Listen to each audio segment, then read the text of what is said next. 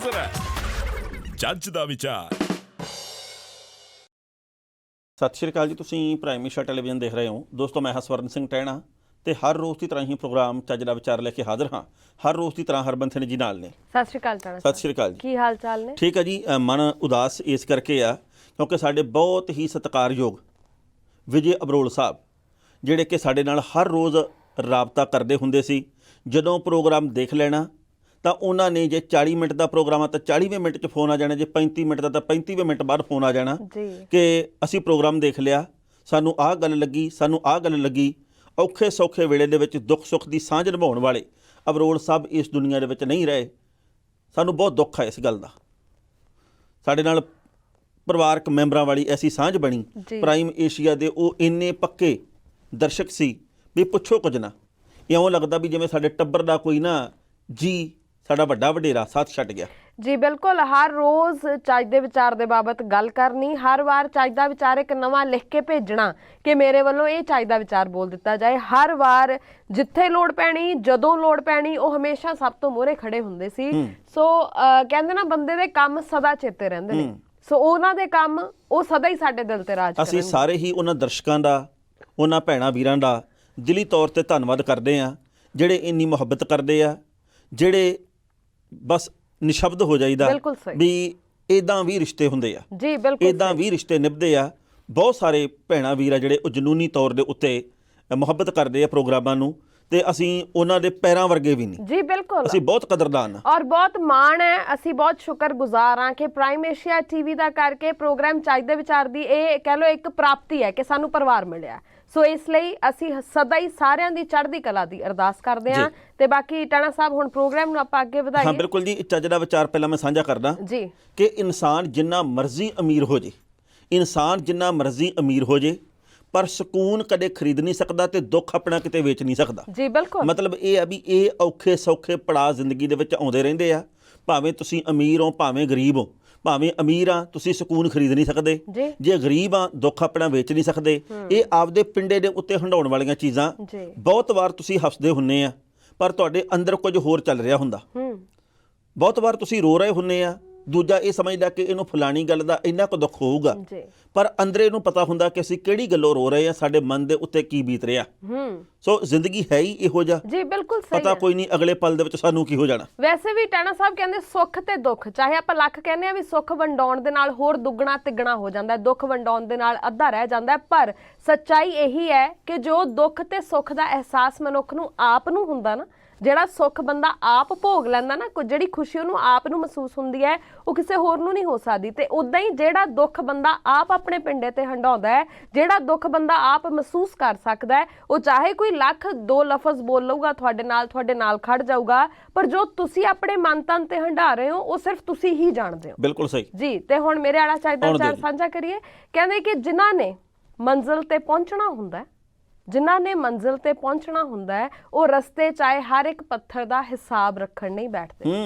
ਬਹੁਤ ਖੂਬ। ਇਹ ਹਰ ਇੱਕ ਪੱਥਰ ਤੋਂ ਭਾਵ ਹੈ ਕਿ ਬਹੁਤ ਸਾਰੀਆਂ ਮੁਸ਼ਕਲਾਂ, ਬਹੁਤ ਸਾਰੀਆਂ ਹਨੇਰੀਆਂ, ਬਹੁਤ ਸਾਰੇ ਤੂਫਾਨ ਤੁਹਾਡੇ ਰਸਤੇ ਦੇ ਵਿੱਚ ਆਉਂਦੇ ਨੇ। ਜਦੋਂ ਤੁਸੀਂ ਸਫਲਤਾ ਵੱਲ ਨੂੰ ਵੱਧਦੇ ਹੋ, ਜਦੋਂ ਆਪਣੀ ਮੰਜ਼ਿਲ ਨੂੰ ਪਾਉਣ ਵੱਲ ਨੂੰ ਵੱਧਦੇ ਹੋ, ਤੇ ਜਿਹੜੇ ਬੰਦੇ ਨੇ ਇਹ ਸੋਚਿਆ ਹੁੰਦਾ, ਇਹ ਆਪਣੇ ਅੰਦਰ ਅਹਿਦ ਕੀਤਾ ਹੁੰਦਾ ਕਿ ਮੈਂ ਮੰਜ਼ਿਲ ਤੇ ਪਹੁੰਚਣਾ ਹੀ ਪਹੁੰਚਣਾ ਹੈ, ਉਹ ਫਿਰ ਇਹਨਾਂ ਚੀਜ਼ਾਂ ਦਾ ਹਿਸਾਬ ਰੱਖਣ ਨਹੀਂ ਬੈਠਦਾ, ਉਹ ਮਿਹਨਤ ਜਾਰੀ ਰੱਖਦਾ। ਬਿਲਕੁਲ ਸਹੀ ਗੱਲ ਆ। ਇੱਕ ਮੈਨੂੰ ਹੋਰ ਚੱਜ ਦਾ ਵਿਚਾਰ ਚੇਤੇ ਆ ਗਿਆ, ਤੁਹਾਡਾ ਬੜਾ ਖੂਬਸੂਰਤ ਸੀ ਵਿਚਾਰ ਇਹ। ਸ਼ੁਕਰੀਆ। ਉਹ ਇਹ ਆ ਕਿ ਜੇਕਰ ਤੁਸੀਂ ਕਿਸੇ ਰਾਹ ਦੇ ਵਿੱਚ ਜਾਂਦੇ ਆ, ਕਿਸੇ ਮੰਜ਼ਿਲ ਦੇ ਵੱਲ ਵਧ ਰਹੇ ਆ, ਰਾਹ ਦੇ ਵਿੱਚ ਬੜੇ ਹੀ ਤੁਹਾਡੇ ਮਗਰ ਕੁੱਤੇ ਪੈਂਦੇ ਆ, ਬੜੇ ਹੀ ਤੁਹਾਨੂੰ ਘੇਰਾ ਪੈਂਦਾ, ਪਰ ਜੇਕਰ ਤੁਸੀਂ ਰੁਕ ਕੇ ਹਰ ਕਿਸੇ ਦੇ ਵੱਲ ਵੱਟਾ ਮਾਰਨ ਲੱਗ ਗਏ, ਹਰ ਕਿਸੇ ਦੇ ਵੱਲ ਡਲਾ ਮਾਰ ਕੇ ਚਲਾ ਕੇ ਤੁਸੀਂ ਕਹੋ ਜੀ ਮੈਂ ਇਹਨੂੰ ਵੀ ਰੋਕ ਲਾ, ਮੈਂ ਆ ਵੀ ਮੇਰੇ ਤੇ ਕਿਉਂ ਭੌਂਕਦਾ, ਆ ਵੀ ਕਿਉਂ ਭੌਂਕਦਾ, ਫਿਰ ਤੁਸੀਂ ਆਪਣੀ ਮੰਜ਼ਿਲ ਤੱਕ ਕਦੇ ਨਹੀਂ ਪਹੁੰਚ ਸਕਦੇ, ਰਾਹ ਦੇ ਵਿੱਚ ਹੀ ਲੜਦੇ ਝਗੜਦੇ ਰਹਿ ਜਾਓਗੇ। ਇਸ ਕਰਕੇ ਭਾਈ ਜ਼ਿੰਦਗੀ ਦੇ ਵਿੱਚ ਹਮੇਸ਼ਾ ਅੱਗੇ ਤੋਂ ਅੱਗੇ ਵਧਣ ਦੀ ਕੋਸ਼ਿਸ਼ ਕਰੋ, ਚੰਗਾ ਕਰਦੇ ਕਰਦੇ ਅੱਗੇ ਵਧਣ ਦੀ ਕੋਸ਼ਿਸ਼ ਕਰੋ, ਇਹ ਬੜਾ ਜ਼ਰੂਰੀ ਹੈ। ਬਿਲਕੁਲ ਸਹੀ ਹੈ। ਅੱਜ ਦੇ ਸਮੇਂ 'ਚ ਬਹੁਤ ਘੱਟ ਲੋਕ ਇਹੋ ਜਿਹੇ ਨੇ ਜਿਹੜੇ ਕਿ ਦੂਜੇ ਨੂੰ ਦੁੱਖ ਨਾ ਪਹੁੰਚਾ ਕੇ ਅੱਗੇ ਵੱਧਦੇ ਨੇ। ਬਹੁਤੀ ਵਾਰ ਅਸੀਂ ਵੇਖਦੇ ਦੇਖਦੇ ਹਾਂ ਕਿ ਇਦਾਂ ਹੁੰਦਾ ਹੈ ਕਿ ਬੰਦਾ ਕਹਿੰਦਾ ਵੀ ਅੱਗੇ ਤਾਂ ਵੱਧ ਰਿਹਾ ਪਰ ਇਹਨੂੰ ਪਰਵਾਹ ਨਹੀਂ ਹੈਗੀ ਕਿਸੇ ਦੀ, ਇਹ ਬਾਕੀਆਂ ਦੇ ਬਾਰੇ 'ਚ ਨਹੀਂ ਸੋਚਦਾ, ਇਹ ਬਾਕੀਆਂ ਨੂੰ ਦੁੱਖ ਦਿੰਦਾ ਹੈ, ਦੂਜੇ ਦਾ ਰਾਹ ਕੱਟ ਕੇ ਫਿਰ ਅੱਗੇ ਵੱਧ ਰਿਹਾ ਹੈ। ਸੋ ਇਸ ਲਈ ਇਹ ਵਾਲਾ ਕੰਮ ਨਾ ਕਰੋ, ਆਪਣੇ ਨਾਲ ਲੈ ਕੇ, ਆਪਣੇ ਨਾਲ ਸਾਰਿਆਂ ਨੂੰ ਮਿਲਾ ਕੇ ਤੇ ਫਿਰ ਅੱਗੇ ਵਧੋ, ਉਹਦਾ ਸਵਾਦ ਹੀ ਵੱਖਰਾ ਹੁੰਦਾ। ਬਿਲਕੁਲ। ਤੇ ਮੌਸਮ ਦੀ ਹਾਲ ਬਿਆਨੀ ਰਹਿ ਗਈ ਅੱਜ ਜੀ ਜ਼ਰੂਰ, ਇਹ ਸਾਰੀ ਗੱਲ ਹੈ ਜਿਹੜੀ ਉਹ ਅੱਗੇ ਪਿੱਛੇ ਹੋ ਗਈ ਹੈ। ਹਾਂਜੀ ਚਲੋ ਹੁਣ ਕਰਦੇ ਜੀ ਮੌਸਮ ਅੱਜ ਬੜਾ ਸੋਹਣਾ ਹੈਗਾ। ਪੰਜਾਬ ਦੇ ਵਿੱਚ ਬੜੀ ਤਿੱਖੀ ਧੁੱਪ ਨਿਕਲੀ ਹੋਈ ਆ।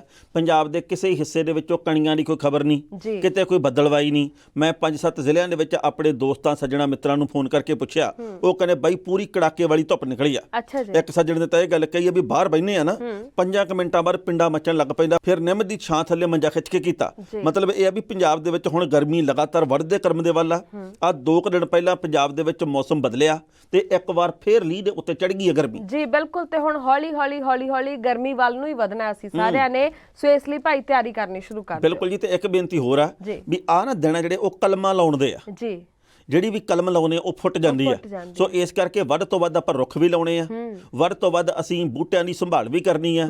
ਇਹ ਨਹੀਂ ਵੀ ਆਪਦੇ ਜੋਗਾ ਹੀ ਕਰਨਾ, ਮਾੜਾ ਮੋਟਾ ਸਮਾਜ ਦੇ ਲਈ, ਮਾੜਾ ਮੋਟਾ ਆਲ ਦੁਆਲੇ ਦੇ ਲਈ, ਮਾੜਾ ਮੋਟਾ ਸੰਸਾਰ ਦੇ ਲਈ, ਮਾੜਾ ਮੋਟਾ ਆਂਢ ਗੁਆਂਢ ਦੇ ਲਈ ਕੁਝ ਨਾ ਕੁਝ ਕਰੀਏ ਤਾਂ ਸਹੀ। ਜੇ ਕੱਲ ਨੂੰ ਸਾਡੀ ਫੂਕ ਨਿਕਲ ਗਈ, ਕੱਲ ਨੂੰ ਸਾਨੂੰ ਕੁਝ ਹੋ ਗਿਆ, ਜ਼ਿੰਦਗੀ ਨੂੰ ਅਲਵਿਦਾ ਕਹਿ ਗਏ, ਤਾਂ ਮੰਨ ਲਓ ਕੋਈ 4 ਬੰਦੇ ਇਹ ਗੱਲ ਕਹਿਣ ਵੀ ਭਾਈ ਕੁਛ ਨਾ ਕੁਛ ਕੀਤਾ, ਨਹੀਂ ਤਾਂ ਆਪਦਾ ਕਮਾਇਆ, ਆਪਦਾ ਖਾਦੇ ਢਿੱਡ ਤੇ ਹੱਥ ਫੇਰਿਆ, ਸੌਂ ਗਏ, ਉੱਠ ਕੇ ਫਿਰ ਲਾਭੇ ਦੇਣ ਲੱਗ ਪਏ। ਕੁਦਰਤ ਨੇ ਕੁਛ ਨਹੀਂ ਕੀਤਾ, ਸਮਾਜ ਨੇ ਕੁਛ ਨਹੀਂ ਕਰਨਾਗਾ, ਬਸ ਦੁਨੀਆ ਮਾੜੀ ਆ। ਉਹਨਾਂ ਦੇ ਵਿੱਚ ਇੱਕ ਮਾੜੇ ਅਸੀਂ ਵੀ ਆ, ਬਿਲਕੁਲ ਸਹੀ। ਉਹਨਾਂ ਦੇ ਵਿੱਚ ਇੱਕ ਚੰਗੇ ਅਸੀਂ ਨਹੀਂ। ਤੇ ਜਿਹੜਾ ਬੰਦਾ ਚੰਗਾ ਹੋਊਗਾ ਤੇ ਉਹਨੂੰ ਆਲੇ ਦੁਆਲੇ ਚੰਗੇ ਲੋਕ ਟੱਕਰ ਜਾਂਦੇ ਆ। ਜਿਵੇਂ ਹੁੰਦਾ ਨਾ ਵੀ ਜਿਹੜਾ ਦਾਰੂ ਪੀਂਦਾ ਬੰਦਾ, ਉਹ ਭਾਵੇਂ ਕੁਛ ਕਰਦਾ ਨਹੀਂ ਕਰਦਾ, ਪਰ 5-5:30 ਵਜੇ ਇੱਕ ਦਾ ਸੰਗੀ ਸਾਥੀ ਲੱਭ ਜਾਂਦਾ ਵੀ ਆਜੋ ਪਿਆਲਾ ਖੜਕਾ ਲੈਂਦੇ ਆ। ਇਸ ਕਰਕੇ ਚੰਗੀ ਸੋਚ ਵਾਲੇ ਨੂੰ ਚੰਗਾ ਟੱਕਰ ਜਾਣਾ, ਤੇ ਜਿਹੜਾ ਜਾਲੀ ਜੀ ਸੋਚ ਵਾਲਾ ਹੋਇਆ ਉਹਨੂੰ ਉਹੋ ਜਿਹਾ ਟੱਕਰ ਜਾਣਾ, ਪਰ ਆਪਾਂ ਚੰਗੇ ਵੱਲ ਵਧਣਾ। ਬਿਲਕੁਲ ਸਹੀ। ਜੱਜ ਦਾ ਵਿਚਾਰ। ਹਰਮਨ ਜੀ, ਸਵੇਰ ਦੇ ਵੇਲੇ ਤੋਂ ਲੈ ਕੇ ਰਾਤ ਨੂੰ ਸੌਣ ਤੱਕ ਇੱਕੋ ਤਰ੍ਹਾਂ ਦੀਆਂ ਖਬਰਾਂ ਆਈ ਜਾਂਦੀਆਂ ਵੀ ਯੂਕਰੇਨ ਦੇ ਵਿੱਚ ਫਸੇ ਮੁੰਡੇ ਕੁੜੀਆਂ ਦਾ ਕੀ ਬਣੂ ਜੀ। ਉਹ ਵਿਚਾਰੇ ਬੈਠੇ ਉੱਥੇ ਤੜਫ ਰਹੇ ਆ। ਹੁਣ ਤਾਂ ਮੈਂ ਇੱਕ ਹੋਰ ਖਬਰ ਪੜ੍ਹੀ, ਜਿਹੜੀ 50 ਰੁਪਏ ਵਾਲੀ ਬ੍ਰੈਡ ਆ ਉੱਥੇ 5-550 ਰੁਪਏ ਦੇ ਵਿੱਚ ਵਿਕ ਰਹੀ ਆ। ਜਿਹੜੀ ਆਪਾਂ ਕੱਲ ਪ੍ਰੋਗਰਾਮ 'ਚ ਗੱਲ ਕੀਤੀ ਸੀ ਵੀ 1.5 ਲੱਖ ਰੁਪਏ ਦੀ ਟਿਕਟ ਆ ਇੱਕ ਪਾਸੇ ਦੀ, ਇਹ 2-2 ਲੱਖ ਰੁਪਏ ਦੀ ਹੋਣ ਲੱਗੀ ਆ। ਮਾਪੇ ਬੇਹੱਦ ਪਰੇਸ਼ਾਨ ਆ। ਦੇਖੋ, ਜਦੋਂ ਧੀ ਪੁੱਤ ਫਸਿਆ ਹੋਵੇ, ਭਾਵੇਂ ਕੋਈ ਆਪਦਾ ਘਰ ਵੇਚੇ ਤੇ ਭਾਵੇਂ ਆਪਦੀ ਜ਼ਮੀਨ ਵੇਚੇ ਤੇ ਭਾਵੇਂ ਅੰਗ ਵੇਚੇ, ਮਾਪੇ ਚਾਹੁੰਦੇ ਕਿ ਅਸੀਂ ਆਪਦੇ ਧੀ ਪੁੱਤ ਨੂੰ ਉੱਥੋਂ ਕੱਢ ਕੇ ਸੁਰੱਖਿਅਤ ਲੈ ਆਈਏ। ਬਿਲਕੁਲ। ਜਿਹੜੇ ਪੈਸੇ ਫੀਸ ਦੇ ਰੂਪ ਦੇ ਵਿੱਚ ਅਦਾ ਕੀਤੇ ਆ ਉਹ ਵੀ ਭੁੱਲ ਜਾਂਦਾ। ਪਰ ਇਹ ਆ ਵੀ ਇਹ ਸੰਕਟ ਪੈਦਾ ਕਿਉਂ ਹੋਇਆ, ਇਸ ਸੰਕਟ ਦੇ ਪੈਦਾ ਹੋਣ ਦੇ ਪਿੱਛੇ ਕਾਰਨ ਕਿਹੜੇ-ਕਿਹੜੇ ਆ। ਇਹਦੇ ਪਿੱਛੇ ਇੱਕ ਸਿੱਖਿਆ ਮਾਫੀਆ ਵੀ ਆ, ਡਿਗਰੀ ਮਾਫੀਆ ਕੰਮ ਕਰਦਾ। ਜਿਵੇਂ ਮੈਂ ਕੱਲ ਗੱਲ ਕੀਤੀ ਸੀ, ਜੇਕਰ ਪੰਜਾਬ ਦੇ ਵਿੱਚ MBBS ਤੇ ਬਾਕੀ ਪੜ੍ਹਾਈਆਂ ਜਿਹੜੀਆਂ ਉਹ ਸਸਤੀਆਂ ਹੋਣ ਤੇ ਲੋਕਾਂ ਦੇ ਹੱਥ ਦੇ ਵਿੱਚ ਹੋਣ, ਤਾਂ ਲੋਕ ਯੂਕਰੇਨ ਦੇ ਵੱਲ ਜਾਂ ਕਿਸੇ ਵੀ ਹੋਰ ਦੇਸ਼ ਦੇ ਵੱਲ ਆਪਣੇ ਧੀਆਂ ਪੁੱਤ ਨਾ ਭੇਜਣ। ਸੋ ਉੱਥੇ ਗਏ, ਉੱਥੇ ਫਸ ਗਏ। ਸਾਨੂੰ ਤਾਂ ਪਤਾ ਲੱਗਾ ਵੀ ਪੰਜਾਬ ਦੇ ਵਿੱਚ ਇੱਕ ਆ ਵੀ ਧਾਂਦਲੀ ਹੈਗੀ ਹੈ। ਜੀ ਬਿਲਕੁਲ। ਮੈਂ ਕੱਲ ਟਹਿਣਾ ਸਾਹਿਬ ਭਗਵੰਤ ਮਾਨ ਹੋਰਾਂ ਦਾ ਨਾ ਇੱਕ ਬਿਆਨ ਪੜ੍ਹ ਰਹੀ ਸੀ, ਔਰ ਉਸ ਬਿਆਨ ਨਾਲ ਮੈਂ 100% ਦੀ ਸਹਿਮਤ ਹਾਂ। ਉਹਨਾਂ ਨੇ ਇਹ ਗੱਲ ਕਹੀ ਕਿ ਸਾਡੀਆਂ ਸਰਕਾਰਾਂ ਦੀ ਇਹ ਨਾਕਾਮਯਾਬੀ ਹੈ ਕਿ ਅਸੀਂ ਅੱਜ ਤੱਕ ਇਹ ਘੋਖਣ ਦੀ ਕੋਸ਼ਿਸ਼ ਹੀ ਨਹੀਂ ਕੀਤੀ ਕਿ ਸਾਡੇ ਬੱਚੇ ਸਾਡਾ ਮੁਲਕ ਛੱਡ ਕੇ ਵਿਦੇਸ਼ਾਂ ਦੇ ਵਿੱਚ ਪੜ੍ਹਨ ਦੇ ਲਈ ਕਿਉਂ ਜਾ ਰਹੇ ਨੇ। ਉਹਦੇ ਵਿੱਚ ਇੱਕ ਬਹੁਤ ਵੱਡਾ ਕਾਰਨ ਇਹ ਵੀ ਆ ਕਿ ਸਾਡੇ ਇੱਥੇ ਪੜ੍ਹਾਈ ਬਹੁਤ ਮਹਿੰਗੀ ਹੋ ਗਈ ਹੈ, ਬਹੁਤ ਜ਼ਿਆਦਾ ਖਰਚਾ ਜਿਹੜਾ ਉਹ ਵੱਧ ਗਿਆ ਹੈ, ਜਿਹਦੇ ਕਰਕੇ ਯੂਕਰੇਨ ਵਿੱਚ ਆਪਾਂ ਕੱਲ ਗੱਲ ਕੀਤੀ ਸੀ ਕਿ ਜਿਹੜੀ ਡਿਗਰੀ ਆ ਉਹ ਅੱਧ ਤੋਂ ਵੀ ਘੱਟ ਚ ਪੈ ਜਾਂਦੀ ਹੈ, ਔਰ ਉਸ ਤੋਂ ਇਲਾਵਾ ਪੂਰੇ ਯੂਰਪ ਦੇ ਵਿੱਚ ਉਹਦੀ ਮਾਨਤਾ ਹੈ ਉਸ ਡਿਗਰੀ ਦੀ, ਇਸ ਲਈ ਬੱਚੇ ਉੱਧਰ ਪੜਨ ਜਾਂਦੇ ਨੇ, ਹਨਾ। ਅਸੀਂ ਕਦੇ ਸੋਚਿਆ ਹੀ ਨਹੀਂ ਕਿ ਕਿਉਂ ਇੰਨਾ ਜ਼ਿਆਦਾ ਬ੍ਰੇਨ ਡਰੇਨ ਹੋ ਰਿਹਾ ਹੈ, ਕਿਉਂ ਸਾਡੇ ਇੱਥੋਂ ਮੁਲਕ ਦੇ ਵਿੱਚੋਂ ਜਿਹੜੇ ਚੰਗੇ ਨੌਜਵਾਨ ਮੁੰਡੇ ਕੁੜੀਆਂ ਨੇ, ਜਿਹੜੇ ਪੜ੍ਹੇ ਲਿਖੇ ਨੇ, ਜਿਹੜੇ ਮੁਲਕ ਦੀ ਅਰਥ ਵਿਵਸਥਾ ਦੇ ਵਿੱਚ ਬਹੁਤ ਵੱਡਾ ਯੋਗਦਾਨ ਪਾ ਸਕਦੇ ਨੇ, ਉਹ ਕਿਉਂ ਮੁਲਕ ਛੱਡ ਕੇ ਜਾ ਰਹੇ, ਕਦੇ ਕਿਸੇ ਨੇ ਪੁੱਛਿਆ ਹੀ ਨਹੀਂ। ਹੁਣ ਨਾ ਮੈਂ ਕੁਝ ਰਿਪੋਰਟਾਂ ਪੜ੍ਹੀਆਂ ਅੱਜ ਇੱਥੇ ਬੈਠਣ ਤੋਂ ਪਹਿਲਾਂ, ਉਹ ਭਾਵਕ ਹੋ ਜਾਂਦਾ ਬੰਦਾ ਵੀ ਕੁੜੀਆਂ ਨੇ ਨਾ ਇੱਕ ਬਿਆਨ ਜਾਰੀ ਕੀਤਾ। ਉਹਨਾਂ ਨੇ ਲਾਈਵ ਹੋ ਕੇ ਆਪਣੇ ਦਿਲ ਦੀ ਵਿਥਿਆ ਦੱਸੀ ਆ। ਉਹ ਕਹਿੰਦੇ ਜੀ ਅਸੀਂ ਇੱਥੇ 7 ਬਗਾਨਿਆਂ ਦੇ ਵਿੱਚ ਬੈਠੀਆਂ, ਕੁਝ ਅਸੀਂ ਕੁੜੀਆਂ, ਕੋਈ ਨਾਭੇ ਵੱਲ ਦੀਆਂ ਕੁੜੀਆਂ, ਕੋਈ ਕਿਸੇ ਹੋਰ ਸ਼ਹਿਰ ਦੀਆਂ ਕੁੜੀਆਂ, ਕੋਈ ਕਿਸੇ ਹੋਰ ਸੂਬੇ ਦੀਆਂ ਕੁੜੀਆਂ, ਉਹ ਕਹਿੰਦੀਆਂ ਸਾਡੇ ਮੋਬਾਈਲ ਹੁਣ ਬੰਦ ਹੋ ਚੱਲੇ ਆ, ਇੱਥੇ ਚਾਰਜ ਕਰਨ ਦੇ ਲਈ, ਇਹਨਾਂ ਦੇ ਵਿੱਚ ਊਰਜਾ ਪਾਉਣ ਦੇ ਲਈ ਕੋਈ ਸਾਧਨ ਹੈ ਨਹੀਂਗਾ, ਸਾਡੇ ਕੋਲ ਇੱਥੇ ਨੈਟਵਰਕ ਦੀ ਸਮੱਸਿਆ, ਸਾਡੇ ਕੋਲੇ ਇੱਥੇ ਬੱਤੀ ਦਾ ਪ੍ਰਬੰਧ ਕੋਈ ਨਹੀਂਗਾ, ਸਾਡੇ ਕੋਲੇ ਖਾਣ ਪੀਣ ਨੂੰ ਕੁਝ ਨਹੀਂ ਰਹਿ ਗਿਆ। 5-5 7-7 ਕੁੜੀਆਂ, ਉਹਨਾਂ ਦੇ ਕੋਲੇ ਇੱਕ ਬਿਸਕੁਟ ਦਾ ਪੈਕਟ ਆ। 5-5 7-7 ਕੁੜੀਆਂ ਦੇ ਕੋਲੇ ਇੱਕ ਪਾਣੀ ਦੀ ਬੋਤਲ ਆ। ਤੇ ਕੁੜੀਆਂ ਇਹ ਵੀ ਗੱਲ ਕਹਿਣੀਆਂ ਵੀ ਪਤਾ ਨਹੀਂ ਸਾਡੇ ਨਾਲ ਕੁਝ ਅਣਸੁਖਾਵਾਂ ਸਰੀਰਕ ਤੌਰ ਦੇ ਉੱਤੇ ਨਾ ਵਾਪਰ ਜੇ, ਉਹ ਤੰਦਰੁਸਤ ਰਹਿਣ ਚੜ੍ਹਦੀ ਕਲਾ ਦੇ ਵਿੱਚ ਰਹਿਣ, ਛੇਤੀ ਤੋਂ ਛੇਤੀ ਆਪਣੇ ਵਤਨ ਵਾਪਸ ਪਰਤੇ ਆਉਣ। ਪਹਿਲੀ ਗੱਲ ਤਾਂ ਅਸੀਂ ਇਹ ਚਾਹੁੰਦੇ ਹਾਂ ਕਿ ਮਾਹੌਲ ਉੱਥੇ ਸ਼ਾਂਤ ਹੋ ਜੇ ਤੇ ਜਿਹੜੇ ਕੰਮ ਦੇ ਲਈ ਉਹਨਾਂ ਨੇ ਪੈਸਾ ਖਰਚਿਆ ਉਹ ਕੰਮ ਮੁਕੰਮਲ ਹੋ ਜੇ, ਕਿਉਂਕਿ ਬਾਅਦ ਦੇ ਵਿੱਚ ਪਤਾ ਕੋਈ ਨਹੀਂ ਵੀ ਉਹ ਜਦੋਂ ਇੱਥੇ ਆਉਣ ਤੇ ਫਿਰ ਉੱਥੇ ਮਾਹੌਲ ਕਿਹੋ ਜਿਹਾ ਬਣੇ। ਪੜ੍ਹਾਈ ਦੇ ਵਿੱਚ ਲਗਾਤਾਰਤਾ ਜਾਰੀ ਰਹਿ ਸਕੇ ਜਾਂ ਨਾ ਰਹਿ ਸਕੇ, ਪਰ ਹਾਲਾਤ ਵੱਧ ਤੋਂ ਬਦਤਰ ਹੋਏ ਪਏ ਆ। ਬਿਲਕੁਲ ਸਹੀ ਹੈ। ਹਰ ਰੋਜ਼ ਡਰ ਸਹਿਮ ਦੇ ਵਿੱਚ ਮਾਪੇ ਜੋ ਰਹੇ ਨੇ, ਜਿਨ੍ਹਾਂ ਦੇ ਬੱਚੇ ਉੱਥੇ ਫਸੇ ਹੋਏ ਨੇ। ਹਰ ਘੰਟੇ ਹਰ ਰੋਜ਼ ਇੱਕ ਨਵੀਂ ਖਬਰ ਸਾਹਮਣੇ ਆ ਰਹੀ ਹੈ ਜਿਹੜੀ ਬਹੁਤ ਜ਼ਿਆਦਾ ਡਰਾ ਰਹੀ ਹੈ ਅੰਦਰੇ ਨੂੰ। ਸੋ ਅਸੀਂ ਤਾਂ ਇਹ ਕਾਮਨਾ ਕਰਦੇ ਹਾਂ ਕਿ ਛੇਤੀ ਸਭ ਕੁਝ ਸ਼ਾਂਤ ਹੋ ਜਾਏ, ਛੇਤੀ ਦੁਬਾਰਾ ਜ਼ਿੰਦਗੀ ਲੀਹ ਦੇ ਉੱਪਰ ਆਵੇ। ਯੁੱਧ ਰੁਕਣੇ ਚਾਹੀਦੇ ਨੇ। ਬਿਲਕੁਲ। ਤੇ ਕੁਝ ਕੁ ਨਾ ਵੀਡੀਓ ਤੁਹਾਨੂੰ ਇੰਨਾ ਕੁ ਅੰਦਰੋਂ ਕੁਰੇਦ ਜਾਂਦੀਆਂ। ਮੈਂ ਇੱਕ ਦੇਖੀ ਰੂਸੀ ਫੌਜੀ ਆ, ਉਹਨੂੰ ਇੱਕ 5-6 ਸਾਲ ਦੀ ਬੱਚੀ ਆ ਜਿਹੜੀ ਉਹ ਪੈ ਨਿਕਲੀ ਆ ਜੀ, ਐਡੀ ਕਾ ਨਿੱਕੀ ਜੀ ਹੈਗੀ, ਉਹ 5-6 ਸਾਲ ਦੀ ਬੱਚੀ ਆ। ਉਸ ਬੱਚੀ ਦੇ ਵੱਲੋਂ ਕੋਈ ਵਾਰਤਾਲਾਪ ਕੀਤੀ ਜਾਂਦੀ ਆ ਗੁੱਸੇ ਦੇ ਵਿੱਚ। ਅਸੀਂ ਉਹਦੇ ਰੌਂ ਤੋਂ ਜਾਣਦੇ ਕਿ ਉਹ ਗੁੱਸੇ ਦੇ ਵਿੱਚ ਉਹਨੂੰ ਕੁਝ ਕਹਿ ਰਹੀ ਆ, ਫਿਰ ਮੁੱਕੇ ਵੱਟ ਰਹੀ ਉਹਦੇ ਵੱਲ। ਹਾਲਾਂਕਿ ਉਸ ਬੱਚੀ ਦੇ ਵਿੱਚ ਜਜ਼ਬਾ ਹੀ ਆ, ਸਰੀਰਕ ਤੌਰ ਤੇ ਤਾਂ ਬਹੁਤ ਨਿਗੂਣੀ ਆ ਉਸ ਫੌਜੀ ਦੇ ਮੁਕਾਬਲੇ। ਉਹ ਹਥਿਆਰ ਦੇ ਨਾਲ ਲੈਸਾ ਪੂਰਾ। ਇਹ ਕੁੜੀ ਖਾਲੀ ਹੱਥ ਆ, ਉਹਨੂੰ ਕੁਝ ਕਹਿ ਰਹੀ ਆ, ਉਹਦੇ ਵੱਲ ਮੁੱਕੇ ਵੱਟ ਰਹੀ ਆ ਵੀ ਭਾਈ ਤੁਸੀਂ ਸਾਡੇ ਦੇਸ਼ ਦੇ ਉੱਤੇ ਹਮਲਾ ਕਿਉਂ ਕੀਤਾ, ਸਾਡਾ ਕਸੂਰ ਕੀ ਆ, ਤੁਸੀਂ ਸਾਨੂੰ ਬੇਘਰ ਕਿਉਂ ਕੀਤਾ। ਮਤਲਬ ਇਹ ਇੱਕ ਜਜ਼ਬੇ ਦੀ ਗੱਲ ਆ। ਜੀ ਬਿਲਕੁਲ। ਟਾਣਾ ਸਾਹਿਬ ਤੁਸੀਂ ਵੇਖੋ, 47 ਵਾਲਾ ਦੁੱਖ, ਉਹ ਵਾਲੇ ਜ਼ਖਮ ਅਸੀਂ ਅੱਜ ਤੱਕ ਨਹੀਂ ਭੁਲਾ ਸਕੇ ਔਰ ਇਹ ਭੁੱਲਣੇ ਵੀ ਨਹੀਂ। ਰਹਿੰਦੀ ਦੁਨੀਆ ਤੱਕ ਅਸੀਂ ਇਹਨਾਂ ਜ਼ਖਮਾਂ ਨੂੰ ਨਹੀਂ ਭੁਲਾ ਸਕਦੇ। ਤੇ ਉਹੀ ਜ਼ਖਮ ਹੁਣ ਕੀ ਉਹ ਲੋਕ ਜਿਹੜੇ ਆਪਣੇ ਉੱਪਰ ਇਹ ਸਾਰਾ ਕੁਝ ਹੰਢਾਰੇ ਨੇ, ਕੀ ਉਹ ਸਾਰਾ ਕੁਝ ਭੁਲਾ ਸਕਣਗੇ? ਬਿਲਕੁਲ ਸਹੀ। ਜੱਜ ਦਾ ਵਿਚਾਰ। ਹਰਮਨ ਜੀ, ਭਾਰਤ ਸਰਕਾਰ ਦੀ ਕਹਿੰਦੇ ਵੀ ਇੱਕ ਮਹੱਤਵਪੂਰਨ ਮੀਟਿੰਗ ਹੋਈ ਹੈ। ਅੱਛਾ ਜੀ। C-17 ਜਹਾਜ਼ ਆ ਜਿਹੜੇ ਫੌਜ ਦੇ, ਉਹ ਉੱਥੇ ਭੇਜੇ ਜਾ ਰਹੇ ਆ ਤੇ ਕਹਿੰਦੇ ਵੀ ਉੱਥੋਂ ਵੱਧ ਤੋਂ ਵੱਧ ਭਾਰਤੀ ਲੋਕਾਂ ਨੂੰ ਕੱਢ ਕੇ ਲਿਆਉਣਾ। ਇਹ ਗੱਲ ਕਹੀ ਜਾ ਰਹੀ ਹੈ ਕਿ ਯੂਕਰੇਨ ਦੀ ਰਾਜਧਾਨੀ ਕੀਵ ਆ ਜਿਹੜੀ, ਇਹਨੂੰ ਅੱਜ ਦੇ ਵਿੱਚ ਛੱਡ ਦਿਓ। ਹੁਣ ਉੱਥੇ ਬਹੁਤ ਵੱਡੀਆਂ ਸਮੱਸਿਆਵਾਂ। ਇਹ ਗੱਲ ਕਹੀ ਜਾ ਰਹੀ ਕਿ ਤੁਸੀਂ ਪੋਲੈਂਡ ਤੱਕ ਆ ਜਾਓ। ਪੋਲੈਂਡ ਤੱਕ ਪਹੁੰਚ ਵੀ ਜਾਂਦੇ ਆ, ਉੱਥੇ -ਡਿਗਰੀ ਤਾਪਮਾਨ ਚੱਲਦਾ। ਪਰ ਜਦੋਂ ਉੱਥੇ ਪਹੁੰਚਦੇ ਆ, ਉੱਥੇ ਹਜ਼ਾਰਾਂ ਦੀ ਗਿਣਤੀ ਦੇ ਵਿੱਚ ਹੋਰ ਲੋਕ ਹੈਗੇ ਆ, ਉਹਨਾਂ ਨੂੰ ਆਪਣੇ ਦੇਸ਼ ਦੇ ਵਿੱਚ ਦਾਖਲ ਹੀ ਨਹੀਂ ਹੋਣ ਦਿੱਤਾ ਜਾਂਦਾ। ਉੱਥੇ ਜਾ ਕੇ ਉਹਨਾਂ ਦੀ ਦੁਰਗਤੀ ਫੇਰ ਹੁੰਦੀ ਆ। ਕੁੜੀਆਂ ਜਿਹੜੀਆਂ, ਮੁੰਡੇ ਆ ਜਿਹੜੇ, ਉਹ ਵਿਚਾਰੇ ਇੱਕ ਤਾਂ ਜਾਣਕਾਰ ਨਹੀਂ ਉਹਨਾਂ ਇਲਾਕਿਆਂ ਦੇ। ਪਹਿਲੀ ਗੱਲ, ਉੱਥੇ ਪਹੁੰਚ ਗਏ ਨਾ ਉਹ ਵਾਪਸ ਆਉਣ ਜੋਗੇ ਨਾ ਉੱਥੇ ਰਹਿਣ ਜੋਗੇ। ਹਰ ਚੀਜ਼ ਨੂੰ 5-5 7-7 ਗੁਣਾ ਮਹਿੰਗੀ ਕਰ ਦਿੱਤਾ ਗਿਆ। ਸੋ ਕਹਿਣ ਦਾ ਭਾਵ ਇਹ ਜੀ ਕਿ ਭਾਰਤ ਦੀ ਸਰਕਾਰ ਜਿਹੜਾ ਫੈਸਲਾ ਲੈਣ ਲੱਗੀ ਆ, ਉਹ ਕੱਲ੍ਹ ਤੋਂ ਸ਼ੁਰੂ ਕਰ ਦੇਣ, ਉਹ ਪਰਸੋਂ ਤੋਂ ਸ਼ੁਰੂ ਕਰ ਦੇਣ, ਵੀ ਵੱਧ ਤੋਂ ਵੱਧ ਲੈ ਕੇ ਆਏਗੇ। ਪਰ ਇਹ ਫੈਸਲਾ ਪਹਿਲਾਂ ਹੀ ਹੋ ਜਾਣਾ ਚਾਹੀਦਾ ਸੀ। ਜੀ ਬਿਲਕੁਲ। ਜਦੋਂ ਸਾਡੇ ਦੇਸ਼ ਦੇ ਨਾਗਰਿਕ ਉੱਥੇ ਫਸੇ ਹੋਏ ਆ ਤੇ ਉਹਨਾਂ ਨੂੰ ਲੈ ਕੇ ਆਉਣਾ ਪਹਿਲ ਦੇ ਆਧਾਰ ਦੇ ਉੱਤੇ ਸਾਡੀਆਂ ਸਰਕਾਰਾਂ ਦਾ ਕੰਮ ਆ। ਜੀ ਬਿਲਕੁਲ। ਮੈਂ ਅੱਜ ਇੱਕ ਰਿਪੋਰਟ ਪੜ੍ਹੀ ਤੇ ਉਹਦੇ ਵਿੱਚ ਕਿਹਾ ਗਿਆ ਵੀ ਕੁਝ ਕੁ ਮੰਤਰੀ ਆਲੇ ਦੁਆਲੇ ਦੇ ਜਿਹੜੇ ਵੱਖ-ਵੱਖ ਦੇਸ਼ ਆ, ਉਹਨਾਂ ਦੇ ਵਿੱਚ ਜਾ ਕੇ ਨਿਗਰਾਨੀ ਰੱਖਣਗੇ ਵੀ ਭਾਈ ਅਸੀਂ ਕਿਵੇਂ ਕੱਢ ਕੇ ਲਿਆਉਣੇ ਆ। ਚਲੋ ਤੁਸੀਂ ਜਿਹੜੇ ਯਤਨ ਕਰਦੇ ਆ ਭਾਈ ਬਹੁਤ ਵਧੀਆ, ਪਰ ਜਲਦੀ ਤੋਂ ਜਲਦੀ ਬੱਚੇ ਆਪਣੇ ਮਾਪਿਆਂ ਨਾਲ ਮਿਲਣੇ ਚਾਹੀਦੇ ਆ। ਜਲਦੀ ਤੋਂ ਜਲਦੀ ਜਿਹੜੇ ਰੁਜ਼ਗਾਰ ਲੱਭਣ ਗਏ ਜਾਂ ਰੁਜ਼ਗਾਰ ਦੇ ਖਾਤਰ ਗਏ ਆ, ਉਹ ਆਪਣੇ ਘਰ ਦੇ ਵਿੱਚ ਪਹੁੰਚਣੇ ਚਾਹੀਦੇ ਆ। ਕਿਉਂਕਿ ਗੋਲੀ ਨੇ ਨਹੀਂ ਕਿਸੇ ਨੂੰ ਪੁੱਛਣਾ ਵੀ ਭਾਈ ਤੂੰ ਭਾਰਤ ਤੋਂ ਆ, ਤੂੰ ਕਿਸੇ ਹੋਰ ਦੇਸ਼ ਤੋਂ ਆ, ਤੂੰ ਈਰਾਨ ਤੋਂ ਕਿ ਇਰਾਕ ਤੋਂ ਆ। ਜੀ ਬਿਲਕੁਲ। ਬੰਬਾਂ ਦੀ ਆਵਾਜ਼ ਦੇ ਵਿੱਚ ਸਭ ਕੁਝ ਰੁਲ ਜਾਂਦਾ। ਜੀ ਬਿਲਕੁਲ। ਮਿਜ਼ਾਈਲਾਂ ਦੇ ਰੌਲੇ ਦੇ ਵਿੱਚ ਸਭ ਕੁਝ ਰੁਲ ਜਾਂਦਾ। ਸਹਿਮ ਦੇ ਵਿੱਚ ਸਭ ਕੁਝ ਭੁੱਲ ਜਾਂਦਾ। ਸੋ ਇਸ ਕਰਕੇ ਰੱਬ ਦਾ ਵਾਸਤਾ ਛੇਤੀ ਤੋਂ ਛੇਤੀ ਇਹ ਲੈ ਕੇ ਆਉਣੇ ਚਾਹੀਦੇ। ਜੀ ਬਿਲਕੁਲ। ਟਾਣਾ ਸਾਹਿਬ, ਮੈਂ ਨਾ ਅੱਜ ਤੱਕ ਬਹੁਤ ਸਾਰੀਆਂ ਥਾਵਾਂ ਤੇ ਬਹੁਤ ਸਾਰੀਆਂ ਖਬਰਾਂ ਦੇ ਵਿੱਚ ਸੁਣਿਆ ਹੈ ਕਿ ਜਿਹੜੇ ਰਤਨ ਟਾਟਾ ਨੇ ਉਹ ਬਹੁਤ ਜ਼ਿਆਦਾ ਕਹਿ ਲਓ ਲੋਕਾਂ ਦੇ ਲਈ ਕੰਮ ਕਰਦੇ ਨੇ, ਉਹ ਬਹੁਤ ਜ਼ਿਆਦਾ ਦਾਨ ਪੁੰਨ ਵਾਲਾ ਕੰਮ ਕਰਦੇ ਨੇ। ਇੱਥੇ ਉਹਨਾਂ ਨੂੰ ਮੈਂ ਇੱਕ ਬੇਨਤੀ ਕਰਨਾ ਚਾਹੁੰਦੀ ਹਾਂ ਕਿ ਤੁਸੀਂ ਇਸ ਵੇਲੇ 에ਅਰ ਇੰਡੀਆ ਦੇ ਮਾਲਕ ਹੋ ਤੇ ਥੋੜੀ ਜੀ ਚੈਰਿਟੀ ਇੱਥੇ ਵੀ ਬਣਦੀ ਹੈ। ਜਿਹੜੀ ਇੰਨੀ ਜ਼ਿਆਦਾ ਟਿਕਟ ਵਸੂਲੀ ਜਾ ਰਹੀ ਹੈ ਉਹਨਾਂ ਬੱਚਿਆਂ ਦੇ ਕੋਲੋਂ, ਦੁੱਗਣੇ ਤਿੱਗਣੇ ਭਾਅ ਦੇ ਉੱਪਰ ਉਹ ਟਿਕਟਾਂ ਲੈ ਕੇ ਵਾਪਸ ਆ ਰਹੇ ਨੇ, ਉਹਨਾਂ ਦੀ ਮਦਦ ਜੇਕਰ ਤੁਸੀਂ ਇੱਥੇ ਕਰਦੇ ਹੋ ਕਿ ਜੋ ਘੱਟੋ ਘੱਟ ਜੋ ਅਸਲ ਚ ਪ੍ਰਾਈਜ਼ ਹੈ ਉਹਦੇ ਤੇ ਹੀ ਤੁਸੀਂ ਉਹ ਟਿਕਟ ਜਿਹੜੀ ਉਹ ਵੇਚਦੇ ਹੋ, ਤੇ ਇਸ ਤੋਂ ਵੱਡੀ ਚੈਰਿਟੀ ਹੋਰ ਕੋਈ ਨਹੀਂ ਹੋਊਗੀ। ਮੈਂ ਤਾਂ ਇਹ ਸੋਚਦਾ ਜੀ ਕਿ 에ਅਰਲਾਈਨ ਕੰਪਨੀਆਂ ਨਾਲੋਂ ਤਾਂ ਉਹ ਮੁੰਡੇ ਕੁੜੀਆਂ ਚੰਗੇ ਆ ਜੀ, ਜਿਹੜੇ ਆਪਣੀ ਜਮ੍ਹਾਂ ਪੂੰਜੀ ਜਾਂ ਆਪਣੀਆਂ ਫੀਸਾਂ ਦੇ ਪੈਸੇ ਜਿਹੜੇ ਉਹਦੇ ਨਾਲ ਲੰਗਰ ਵੰਡ ਰਹੇ ਆ। ਕੋਈ ਕਿਸੇ ਕੈਂਪ ਦੇ ਵਿੱਚ ਵੰਡ ਰਿਹਾ, ਕੋਈ ਕਿਸੇ ਬਾਰਡਰ ਦੇ ਉੱਤੇ ਵੰਡ ਰਿਹਾ, ਕੋਈ ਰੇਲ ਗੱਡੀ ਦੇ ਵਿੱਚ ਵੰਡ ਰਿਹਾ, ਜੂਸ ਲੈ ਕੇ, ਰੋਟੀ ਪਾਣੀ ਲੈ ਕੇ, ਬ੍ਰੈਡ ਲੈ ਕੇ, ਤੇ ਲੋਕਾਂ ਨੂੰ ਬੇਨਤੀ ਕਰ ਰਹੇ ਵੀ ਭਾਈ ਆਹ ਖਾ ਲਓ, ਆਪਣਾ ਢਿੱਡ ਹੀ ਮਾੜਾ ਮੋਟਾ ਭਰਨਾ। ਸੋ ਉਹਨਾਂ ਕਿਰਤੀ ਲੋਕਾਂ ਨੂੰ, ਉਹਨਾਂ ਦਰਿਆਦਲ ਲੋਕਾਂ ਨੂੰ, ਬਾਬੇ ਨਾਨਕ ਦੇ ਫਲਸਫੇ ਤੇ ਚੱਲਣ ਵਾਲੇ ਉਹਨਾਂ ਲੋਕਾਂ ਨੂੰ ਸਲਾਮ ਕਰਨੀ ਬਣਦੀ ਆ ਵੀ ਔਖੇ ਵੇਲੇ ਦੇ ਵਿੱਚ ਖੁਦ ਨੂੰ ਭੁੱਲ ਕੇ ਇਹ ਸਾਰਾ ਕੁਝ ਕਰਦੇ ਆ। ਤੁਹਾਨੂੰ ਚੇਤੇ ਹੋਣਾ ਇੱਕ ਵਾਰੀ ਭੁਚਾਲ ਆਇਆ ਸੀ ਨੇਪਾਲ ਦੇ ਵੱਲ।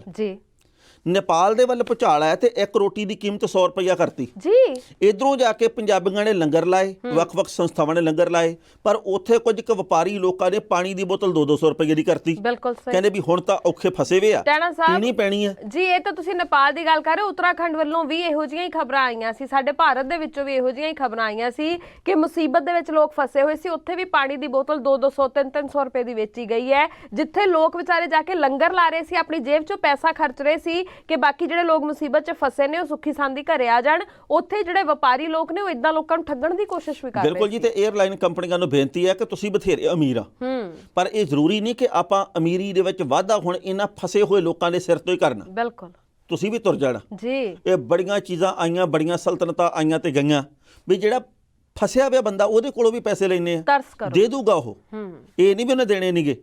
ਉਹ ਬੰਦਾ ਮਰਦਾ ਕੀ ਨਹੀਂ ਕਰਦਾ, ਕਿਤੋਂ ਨਾ ਕਿਤੋਂ ਜੁਗਾੜ ਕਰਕੇ ਦੇਊਗਾ। ਉਹਦੇ ਮਾਪੇ ਕਿਤੋਂ ਨਾ ਕਿਤੋਂ ਪੈਸੇ ਦਾ ਪ੍ਰਬੰਧ ਕਰਨਗੇ, ਭਾਵੇਂ ਆਪਦਾ ਕੁਝ ਵੇਚਣ ਕਿਉਂ ਨਾ।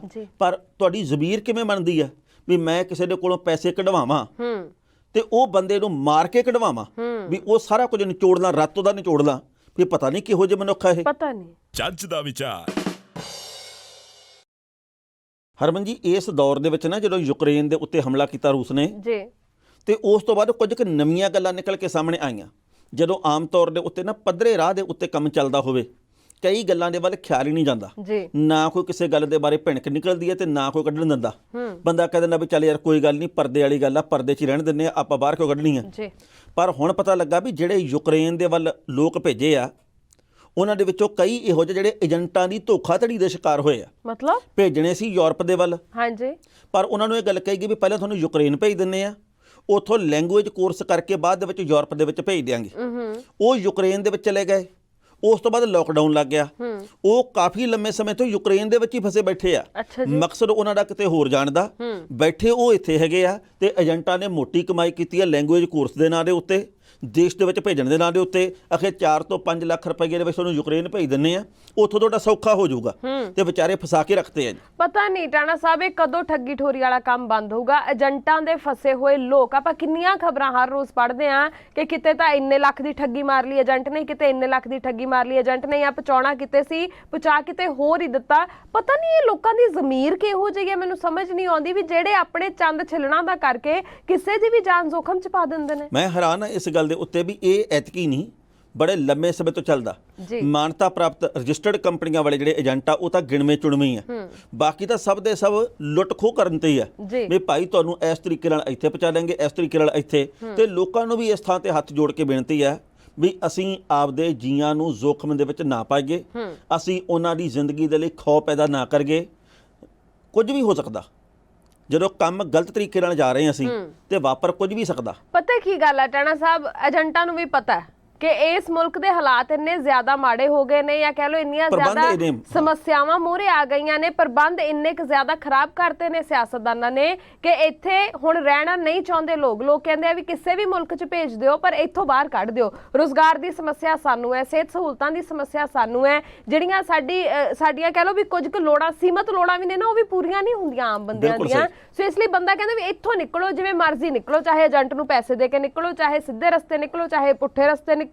ਸੋ ਉਸ ਮਜਬੂਰੀ ਦਾ ਫਾਇਦਾ ਚੱਕਦੇ ਨੇ। ਅਗਲੀ ਗੱਲ ਹੋਰ ਦੱਸਦਾ ਮੈਂ ਕਿ ਜਦੋਂ ਹੁਣ ਯੂਕਰੇਨ ਦੇ ਵਿੱਚ ਇਹੋ ਜਿਹਾ ਮਾਹੌਲ ਬਣਿਆ ਹੋਇਆ, ਯੁੱਧ ਚੱਲ ਰਿਹਾ ਇਸ ਵੇਲੇ, ਤਾਂ ਭਾਰਤ ਦੇ ਵਿੱਚ ਤੇਲ ਦੀਆਂ ਕੀਮਤਾਂ ਦੇ ਵਿੱਚ ਉਛਾਲ ਆ ਰਿਹਾ। ਬਿਲਕੁਲ।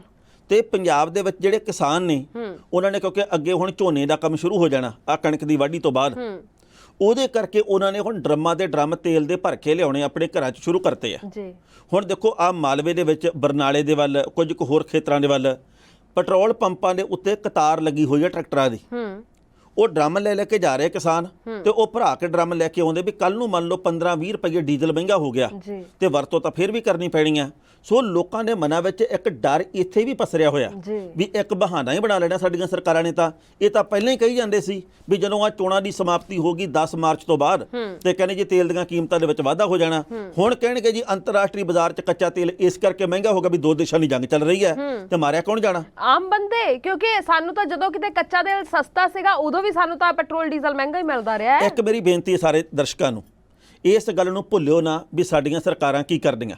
ਜੇਕਰ ਤੇਲ ਕੰਪਨੀਆਂ ਸਰਕਾਰੀ ਕਾਬੂ ਦੇ ਵਿੱਚੋਂ ਬਾਹਰ ਹੁੰਦੀਆਂ ਤਾਂ ਪਿਛਲੇ 2-2.5 ਮਹੀਨਿਆਂ ਦੇ ਵਿੱਚ ਤੇਲ ਦੀ ਕੀਮਤ 'ਚ ਵਾਧਾ ਕਿਉਂ ਨਹੀਂ ਹੋਇਆ? ਜੀ ਇਹ ਹੁਣ ਵੀ ਵਾਧਾ ਹੋਣਾ ਸੀ ਜੇਕਰ ਇਹ ਸਰਕਾਰੀ ਕਾਬੂ 'ਚੋਂ ਬਾਹਰ ਹੁੰਦੀਆਂ, ਤੇ ਜੇਕਰ ਸਰਕਾਰੀ ਕਾਬੂ 'ਚੋਂ ਬਾਹਰ ਨਹੀਂ ਤਾਂ ਫਿਰ ਨਤੀਜੇ ਆਉਣ ਤੋਂ ਬਾਅਦ ਤੇਲ ਦੀ ਕੀਮਤ ਵਧਣ ਕਿਉਂ ਦਿੰਦੇ ਆ?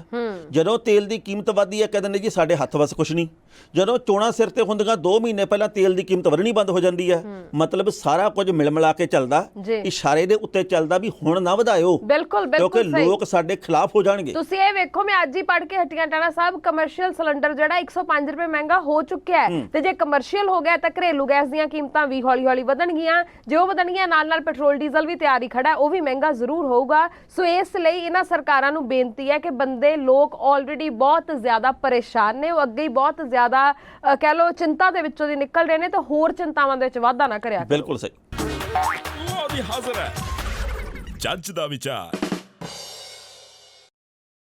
ਪ੍ਰਾਈਮ ਏਸ਼ੀਆ ਟੀਵੀ ਤੇ ਵਕਫੇ ਤੋਂ ਬਾਅਦ ਇੱਕ ਵਾਰ ਫਿਰ ਤੋਂ ਤੁਹਾਡਾ ਸਾਰਿਆਂ ਦਾ ਸਵਾਗਤ ਹੈ। ਪ੍ਰੋਗਰਾਮ ਚਾਈ ਦਾ ਵਿਚਾਰ ਵੇਖ ਰਹੇ ਹੋ ਤੁਸੀਂ, ਮੈਂ ਹਰਮਨ ਥਿੰਦ, ਮੇਰੇ ਨਾਲ ਨੇ ਸਵਰਨ ਸਿੰਘ ਟਾਣਾ। ਤੇ ਹੁਣ ਅਗਲੀਆਂ ਖਬਰਾਂ ਵੱਲ ਵਧੀਏ। ਹਰਮਨ ਜੀ, ਸਰਕਾਰ ਕਿਹਦੀ ਬਣੂਗੀ? ਪਤਾ ਨਹੀਂ ਟਾਣਾ ਸਾਹਿਬ। ਮੈਨੂੰ ਪੁੱਛਿਆ ਅੱਜ, ਅੱਛਾ ਫਿਰ ਪੁੱਛਿਆ? ਇਹ ਸੱਜਣ ਨੇ ਪੁੱਛਿਆ। ਕਿਹਨੇ ਪੁੱਛਿਆ? ਪਤਾ ਨਹੀਂ, ਮੈਨੂੰ ਚੜਾਉਂਦੇ ਆ, ਹੋ ਸਕਦਾ ਹੈ। ਕਹਿੰਦੇ ਸਰਕਾਰ ਕਿਹਦੀ ਬਣੂਗੀ? ਜੀ ਮੈਂ ਕਿਹਾ ਅਖਬਾਰ ਪੜਿਆ ਕਰੋ। ਕਹਿੰਦੇ ਫਿਰ ਵੀ ਕਿਹਦੀ ਬਣੂਗੀ? ਮੈਂ ਕਿਹਾ ਧੁੱਪ ਬਹੁਤ ਨਿਕਲੀ ਆ। ਹਾਂ ਕਹਿੰਦੇ ਤੁਹਾਨੂੰ ਕਿੰਨੀਆਂ ਸੀਟਾਂ ਮਿਲਣ ਦੀ ਆਸ ਆ ਫਲਾਣੀ ਪਾਰਟੀ ਨੂੰ? ਮੈਂ ਕਿਹਾ ਗਰਮੀ ਹਟਦੀ ਨਹੀਂ। ਹਾਂ ਬਿਲਕੁਲ, ਗਰਮੀ ਇੱਕਦਮ ਹੀ ਵਧ ਗਈ ਆ। ਬਿਲਕੁਲ ਸਹੀ। ਕਹਿੰਦੇ ਅਸੀਂ ਕੁਝ ਹੋਰ ਪੁੱਛਦੇ ਆ। ਮੈਂ ਕਿਹਾ ਮੈਂ ਨਹੀਂ ਉਹ ਦੱਸਦਾ। ਹਾਂ ਕੋ ਮੈਨੂੰ ਪਤਾ ਹੀ ਨਹੀਂ ਆ। ਮੈਨੂੰ ਪਤਾ ਹੀ ਨਹੀਂ। ਜੀ ਜੇ ਮੈਂ ਤੁਹਾਨੂੰ ਐਵੇਂ ਹੀ ਕਹਿੰਦਾ ਵੀ ਫਲਾਣੀ ਜਿੱਤੂਗੀ ਪਾਰਟੀ, ਤੁਸੀਂ ਕੱਲ ਨੂੰ ਕਹੋਗੇ ਲੈ ਵਿਕ ਗਿਆ, ਵਿਕ ਗਿਆ, ਹਾਂ ਖਰੀਦ ਲਿਆ, ਇਹ ਤਾਂ ਉਹਨਾਂ ਦਾ ਫਲਾਣੀ ਪਾਰਟੀ ਨੂੰ ਪਸੰਦ ਕਰਦਾ ਸੀ। ਆਪਾਂ ਨੂੰ ਨਹੀਂ ਪਤਾ, ਤੁਹਾਡੇ ਵਰਗੇ ਆ, ਤੁਹਾਡੇ ਵਿੱਚੋਂ ਆ, ਜਿੰਨੀ ਕਿ ਤੁਹਾਨੂੰ ਪਤਾ ਤੇ ਉਹਨਾਂ ਕੁ ਮੈਨੂੰ ਪਤਾ। ਸੋ ਇਸ ਕਰਕੇ ਦਿਨ ਰਹਿ ਗਏ ਸਿਰਫ 8 ਕੀ। ਹਾਂ 8 ਦਿਨਾਂ ਦੇ ਬਾਅਦ ਪਤਾ ਲੱਗ ਜਾਣਾ ਵੀ ਭਾਈ ਕੌਣ ਕਿੰਨੇ ਪਾਣੀ ਦੇ ਵਿੱਚ ਆ। ਫਿਲਹਾਲ 1304 ਦੇ 1304 ਉਮੀਦਵਾਰ ਜੇਤੂ ਆ, ਉਹਨਾਂ ਨੂੰ ਪਾਰਟੀ ਕਰਨੀ ਚਾਹੀਦੀ ਆ। ਉਹ ਸਾਰੇ ਜਿੱਤੇ ਹੋਏ ਆ, ਉਹ ਸਾਰੇ ਹੀ ਵਿਧਾਇਕ ਹਨ। ਇਹਦੇ ਵਿੱਚੋਂ ਛਾਂਟੀ ਹੋਊਗੀ ਵੱਡੇ ਪੱਧਰ ਤੇ। 117 ਦਾ ਪਤਾ ਲੱਗੂਗਾ 10 ਤਰੀਕ ਨੂੰ 12 ਕੁ ਵਜੇ ਤੱਕ। ਕਹਾਣੀ ਸਾਰੀ ਸਮਝ ਆ ਜਾਣੀ ਆ। ਜੀ ਬਿਲਕੁਲ ਉਦੋਂ ਤੱਕ ਭਾਈ ਸਾਰੇ ਜਿੱਤੇ ਆ, ਨਜ਼ਾਰੇ ਲੁੱਟੋ। ਪਰ ਟਾਣਾ ਸਾਹਿਬ ਪਤਾ ਨਹੀਂ ਮੈਂ ਸਹੀ ਹਾਂ ਇਸ ਮਾਮਲੇ 'ਚ ਜਾਂ ਨਹੀਂ, ਤੁਸੀਂ ਮੈਨੂੰ ਦੱਸਿਓ। ਮੈਨੂੰ ਇਹ ਲੱਗਦਾ ਹੈ ਕਿ ਉਮੀਦਵਾਰਾਂ ਤੋਂ ਵੱਧ ਜਿਹੜੇ ਸੂਝਵਾਨ ਲੋਕ ਨੇ, ਜਿਹੜੇ ਕਹਿ ਲਓ ਵੀ ਥੋੜਾ ਬਹੁਤ ਫਿਕਰ ਕਰਦੇ ਨੇ, ਪੰਜਾਬ ਦਾ ਜ਼ਿਕਰ ਕਰਦੇ ਨੇ, ਉਹਨਾਂ ਦੀਆਂ ਧੜਕਣਾਂ ਵੱਧ ਵਧੀਆਂ ਹੋਈਆਂ ਨੇ ਵੀ ਆਖਿਰਕਾਰ ਬਣੂਗਾ ਕੀ। ਨਹੀਂ ਵੈਸੇ ਤੁਸੀਂ ਇਸ ਗੱਲ ਨੂੰ ਸਮਝੋ ਵੀ ਅਸੀਂ ਉਹ ਪੰਜਾਬੀ ਆ ਜਿਹਦੇ ਵਿੱਚ ਅਸੀਂ ਵੀ ਆ ਜਿਹੜੇ ਆਪਦੇ ਨਾਲੋਂ ਵੱਧ ਵੈਸੇ ਹੀ ਦੂਜੇ ਦਾ ਫਿਕਰ ਕਰਦੇ ਆ। ਜੀ ਜੀ ਤੁਸੀਂ ਦੇਖੋ ਵੀ ਕਿਸੇ ਥਾਂ ਦੇ ਉੱਤੇ ਗੁਆਂਢੀਆਂ ਦੇ ਘਰੇ ਆ ਹੋ ਗਿਆ, ਫਲਾਣਿਆਂ ਦੇ ਘਰੇ ਪੈਸੇ ਕਿੱਥੋਂ ਆਏ, ਉਹਨਾਂ ਨੇ ਟਰੈਕਟਰ ਲੈ ਲਿਆ, ਫਲਾਣੇ ਚਵਾਰਾ ਕਿਵੇਂ ਪਾਈ ਜਾਂਦੇ ਆ, ਫਲਾਣੇ ਦੀ ਕੁੜੀ ਕਿਵੇਂ ਆ, ਫਲਾਣੇ ਦਾ ਮੁੰਡਾ ਕਿਵੇਂ ਆ, ਰਿਸ਼ਤੇਦਾਰਾਂ ਦੇ ਵਿੱਚ ਆ ਕਿਵੇਂ ਆ, ਇਹਨੂੰ ਆ ਸੂਟ ਪਾਉਣਾ ਨਹੀਂ ਚਾਹੀਦਾ, ਇਹਦੀ ਇੱਜ਼ਤ ਹੈ ਨਹੀਂ ਗੀ, ਇਹਦੀ ਐਵੇਂ ਹੀ ਵਧ ਗਈ ਆ, ਇਹਦਾ ਜਗਾੜ ਲੱਗ ਗਿਆ, ਇਹਦਾ ਸੂਤ ਲੱਗ ਗਿਆ।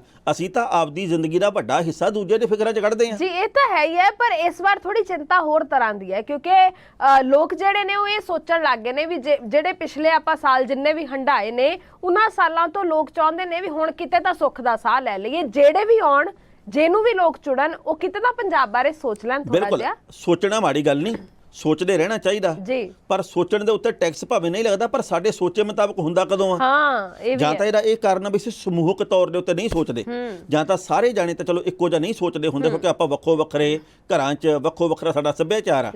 ਪਰ ਫਿਰ ਵੀ ਸਾਨੂੰ ਹੁਣ ਤਾਂ ਪੰਜਾਬ ਲਈ, ਨਗਰ ਖੇੜੇ ਦੇ ਲਈ, ਆਪਣੀ ਅਗਲੀ ਪੀੜ੍ਹੀ ਦੇ ਲਈ, ਆਪਣੇ ਬਜ਼ੁਰਗਾਂ ਦੇ ਲਈ ਕੁਝ ਨਾ ਕੁਝ ਸੋਚਣਾ ਪੈਣਾ। ਜਿਨ੍ਹਾਂ ਨੇ ਸੋਚਿਆ ਵੋਟ ਪਾਉਣ ਦੇ ਵੇਲੇ, ਜਿਹਨੂੰ ਵੀ ਪਾਈ ਆ, ਉਹ ਤਾਂ ਹੈਗੇ ਧੰਨਵਾਦ ਦੇ ਪਾਤਰ, ਉਹਨਾਂ ਦਾ ਬਹੁਤ ਬਹੁਤ ਸ਼ੁਕਰੀਆ। ਪਰ ਜਿਨ੍ਹਾਂ ਨੇ ਬਿੜਾ ਸੋਚੇ ਪਾਈ ਆ ਤੇ ਉਹ ਸੋਚਦੇ ਰਹੇ ਵੀ ਅੰਤਲੇ 2 ਦਿਨਾਂ ਦੇ ਵਿੱਚ ਬਾਜ਼ੀ ਪਲਟ ਗਈ। ਪਤਾ ਕੀ ਹੈ ਟਾਣਾ ਸਾਹਿਬ, ਸਾਡੇ ਸਿਆਣੇ ਵਾਕਈ ਬਹੁਤ ਸਿਆਣੇ ਸੀ। ਉਹਨਾਂ ਨੇ ਸਾਡੇ ਹਾਲਾਤ ਸਾਨੂੰ ਦੇਖ ਕੇ ਹੀ ਉਹ ਕਹਾਵਤਾਂ ਪੁਰਾਣੀਆਂ, ਗੱਲਾਂ ਪੁਰਾਣੀਆਂ ਬਣਾਈਆਂ ਹੋਈਆਂ ਸੀ ਕਿ ਜਦੋਂ ਸੱਪ ਨਿਕਲ ਜਾਂਦਾ ਅਸੀਂ ਲੀਕ ਕੁੱਟਦੇ ਰਹਿੰਦੇ ਆ, ਹੈਨਾ। ਇਹ ਸਾਡੀ ਆਦਤ ਆ ਵੀ ਅਸੀਂ ਬਾਅਦ 'ਚ ਤਾਂ ਸੋਚਦੇ ਆ ਕੀ ਬਣੂ, ਪਰ ਪਹਿਲਾਂ ਵੋਟਾਂ ਪਾਉਣ ਤੋਂ ਬਿਲਕੁਲ ਨਹੀਂ ਸੋਚਦੇ ਕੀ ਬਣਾਉਣਾ। ਮੇਰੇ ਲਈ ਹਮੇਸ਼ਾ ਹੀ ਹਰਮਨ ਜੀ ਇਹ ਗੱਲ ਹੈਰਾਨੀ ਦੀ ਪ੍ਰਤੀਕ ਰਹੀ ਹੈ ਵੀ ਆਖਰੀ 2 ਦਿਨਾਂ ਦੇ ਵਿੱਚ ਬਾਜ਼ੀ ਕਿਵੇਂ ਪਲਟ ਜਾਂਦੀ ਆ। ਮੰਨ ਲਓ 5 ਸਾਲ ਤਾਂ ਸਾਡੇ ਛਿੱਤਰ ਪਏ ਆ ਜੀ, ਤੇ ਆਖਰੀ 2 ਦਿਨਾਂ ਦੇ ਵਿੱਚ ਬਾਜ਼ੀ ਕਿਵੇਂ ਪਲਟਦੀ ਹੋਈ। ਇਹ ਕਿਹੜਾ ਈਸੀ ਦੀਆਂ ਲਾਈਨਾਂ ਵੀ ਕਦੇ ਐਂ ਕਦੇ ਐਂ ਕਦੇ ਐਂ ਕਦੇ ਐਂ ਕਦੇ ਐਂ।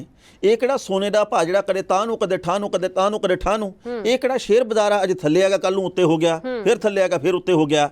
ਇਹ ਸਮੱਸਿਆਵਾਂ ਕਿਵੇਂ ਭੁੱਲਦੇ ਅਸੀਂ।